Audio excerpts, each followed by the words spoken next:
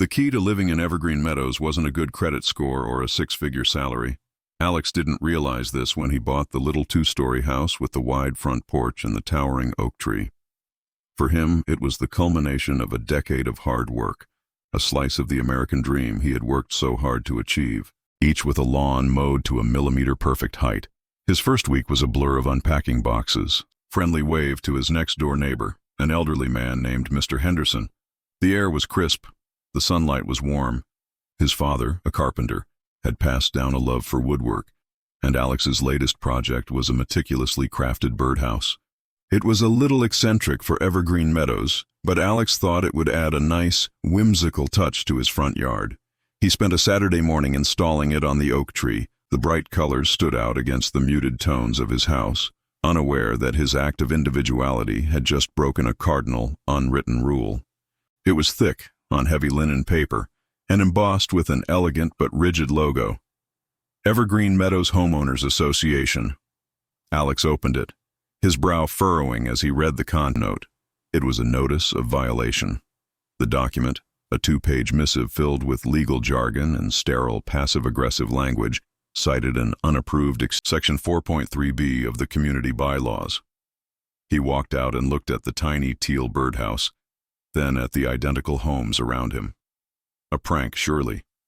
He checked the document again. The signature at the bottom read, Brenda Vance, HOA President. He had never heard of her. He decided to ignore it. A little birdhouse was not a big deal. He was wrong, this time with a courtesy fine of $50. It was sent via certified mail. Alex's amusement turned into annoyance. He called the number listed on the notice, which went straight to an impersonal voicemail. I'm Alex, a new homeowner at 128 Maple Lane. I received a notice about my birdhouse. I'd like to discuss it. It's not hurting anyone. It mentioned an escalation to legal action and a mandatory removal of the birdhouse within 24 hours. The new fine was $100. Had curdled into a cold, hard anger. He wasn't a confrontational person, but he also wasn't a pushover. He decided to find this Brenda Vance. He found her house at the end of the cul-de-sac. It was a grander version of the other homes. As he approached, a woman with a perfectly coiffed blonde bob and a sharp, severe face emerged from the garage. She was dressed in a crisp white pantsuit and carried a clipboard. She was the personification of the HOA notice. She asked, her voice as clipped and precise as her hairstyle. I'm Alex, from 128 Maple. I called you about the notice. The birdhouse man. You should have removed it. This is now a repeated violation. To keep his voice level. It's a piece of art my father made. It's not hurting anything. Brenda preserved the aesthetic integrity of our community. Your decoration is a blight on that integrity. It's an unapproved color, an unapproved size, and frankly, it sets a bad precedent.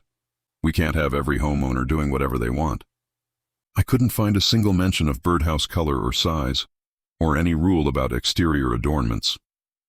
I can assure you they are there, Mr. Alex. You simply lack the legal expertise to interpret them. Remove the birdhouse by this evening or the next fine will be $500, and we will take it down ourselves.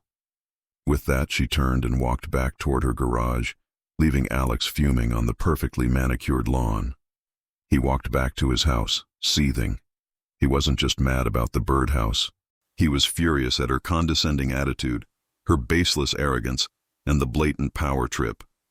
The serenity of Evergreen Meadows felt like a cage. He had to do something. He spent hours cross-referencing names, addresses, and registration numbers. He searched for Evergreen Meadows HOA and Brenda Vance. The Evergreen Meadows Homeowners Association was not, and had never been, a legally registered entity. It was not a non-profit. It was not a corporation. It was nothing but a name on a piece of fancy paper, or to tell him what to do with his property. It was all a complete and utter fraud. He picked up his phone, opened his text messages, and drafted a quick note to a friend. Remember that legal software I coded for you? I'm going to need a favor. It was the first battle in a war that Brenda Vance had no idea she was about to lose. Alex didn't just want his birdhouse back. He wanted to expose the entire sham. He wanted revenge, and he was going to get it. This was no longer a dispute between neighbors. It was a digital ghost hunt, and Alex was about to prove that a man with a keyboard could take down a woman with a clipboard. He sat down at his computer, a renewed sense of purpose coursing through his veins. He had a plan, and it started with an investigation into every one of Brenda's past actions. He would not just fight her, he would dismantle her.